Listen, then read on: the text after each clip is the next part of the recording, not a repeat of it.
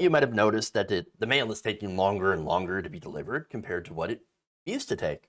It's also more expensive. Now, that's of course a direct result of Trump Postmaster General Louis DeJoy, who has decimated the service at the USPS in order to make the case for privatization of mail services. I mean, generally, that is the ultimate goal here. For them to defund the post office and rely simply on corporate carriers. Now, he did that, of course, in a couple of different ways. And a lot of it is to try to eliminate the trust in the post office. So now during the Trump years, DeJoy ended up cutting overtime hours first, leading to staff being able to, less able to sort the volume of mail, which leads to delays. He also cut post office hours, which, of course, you can't deal with that gigantic pile of mail that needs to be sorted if you have less hours. Not only that, but they switched to using more trucks and less planes to deliver packages more slowly across the country, as well as, of course, raising the prices of postage. All of this has decimated the Postal Service, as Katie Porter is about to point out. The audit found that by the spring of 2020, mail delivery was right around 92%. That is, about 92% of the mail got there within the standard of on time. That dropped to 80% by the fall of 2020, and by January of 2021 was hovering at around 61%. I realize this has gone up somewhat since then, but I wanted to ask you, when did Mr. DeJoy take over as postmaster, if you know? The summer of 2020. The summer of 2020, so June of 2020. And what happened after he took over? Did the rate of on-time mail delivery go up or down? Went down. And I'm a professor, and I used to do a lot of grading.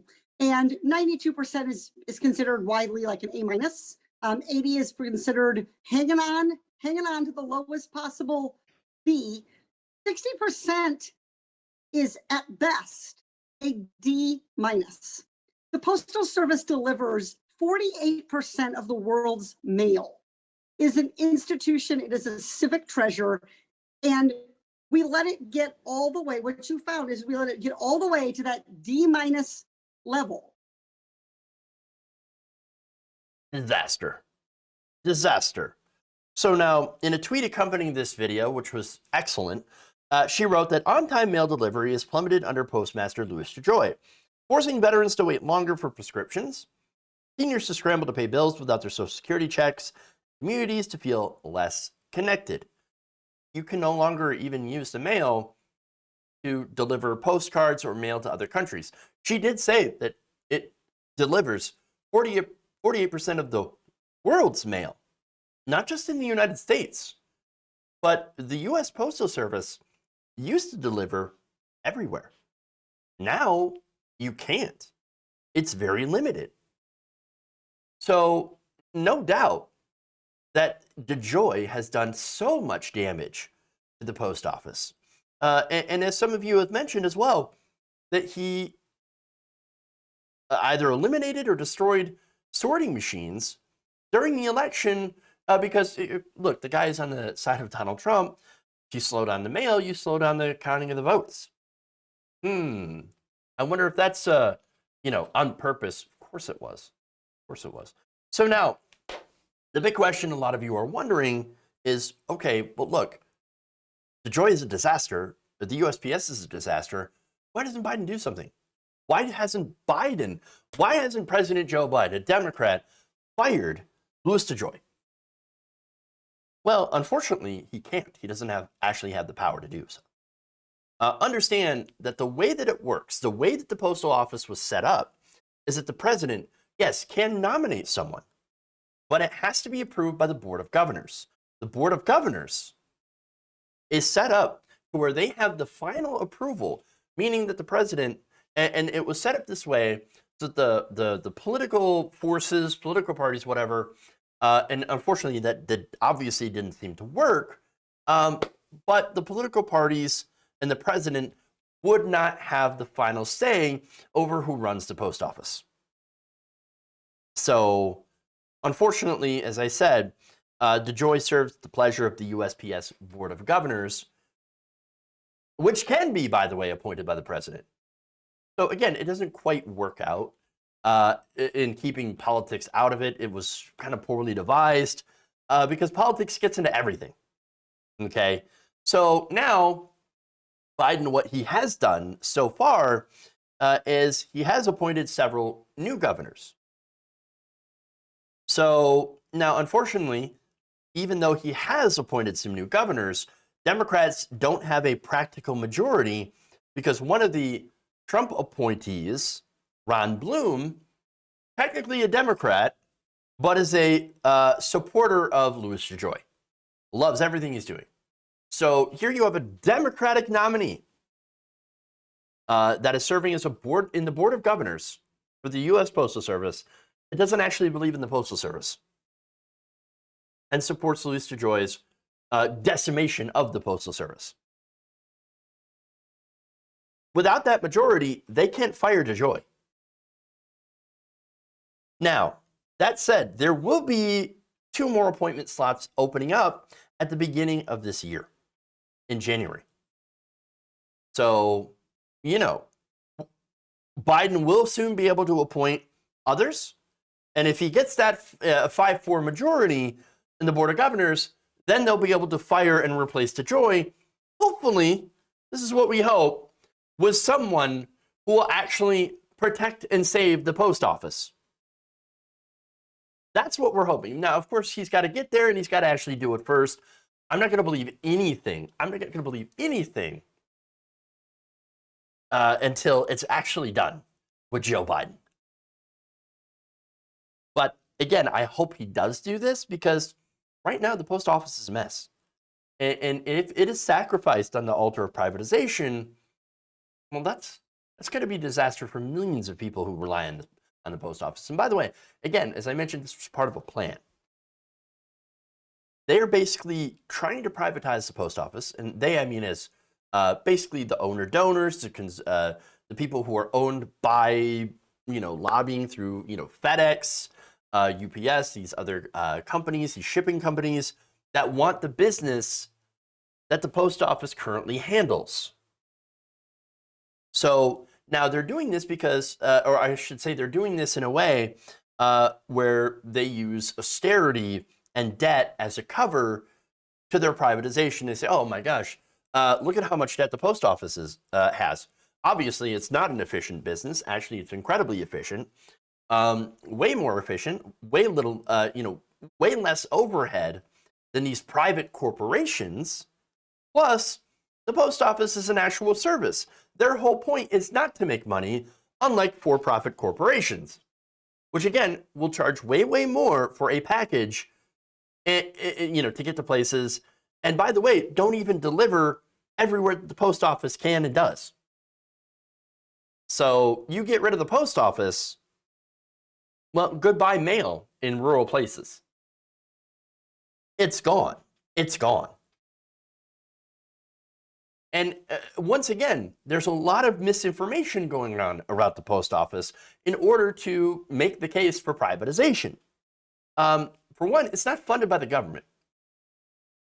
Now, it's gotten some loans, bailouts from the government, which have been necessary.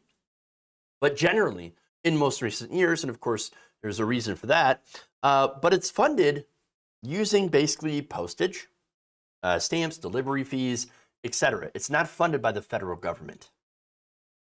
It has been sabotaged by conservatives to take on massive liabilities in the form of health benefits that no other company has to pay. No other company has had to take on these liabilities the way the post office was forced to do so. To fund retirements all the way up to 90 years in the future. Ridiculousness, right? And so they did this. They loaded them up with liabilities to say, look at how terrible the post office is. Oh, look at how inefficient they are. Look at how bad they are. Look at how much debt they have.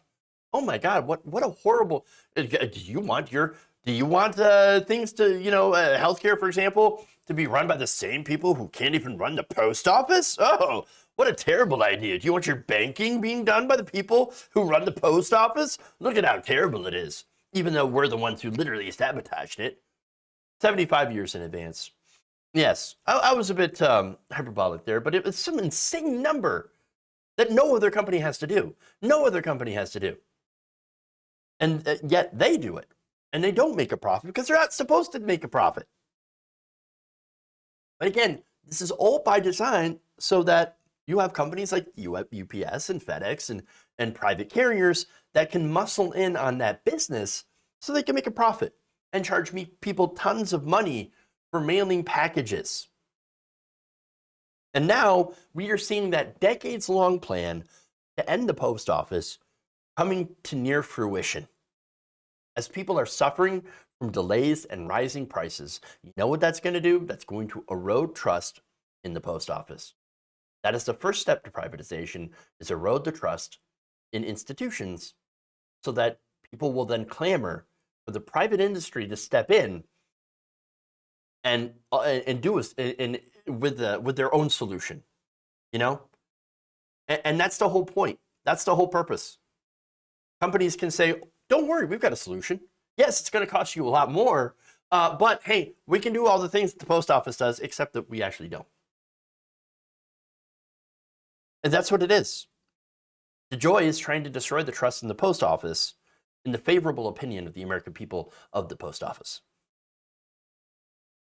Now, there's something we can do about it. There's something Joe Biden will be able to do about it very soon, and that's appoint governors who have promised to save the post office and to undo the destruction that DeJoy and the conservatives have done to it. I hope he will do that. I hope he will do the right thing. I hope he will save the post office before that plan is complete. We can only hope. God damn it, guys, I'm out of time. I'm sorry. I can't get to the Rittenhouse story, unfortunately. I have a meeting that starts like now. But thank you for all the super chats. Thank you for all the subs. Let's see.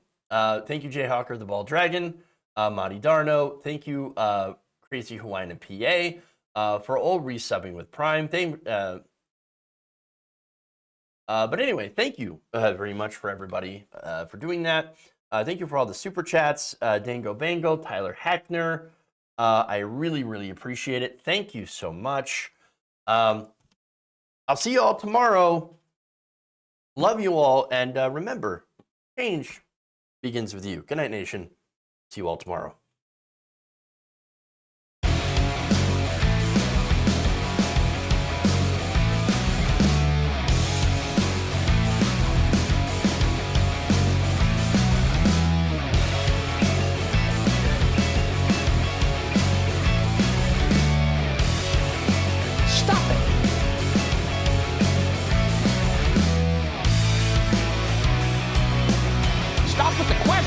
Celebrate!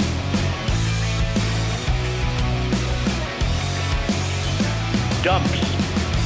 Big, massive dumps.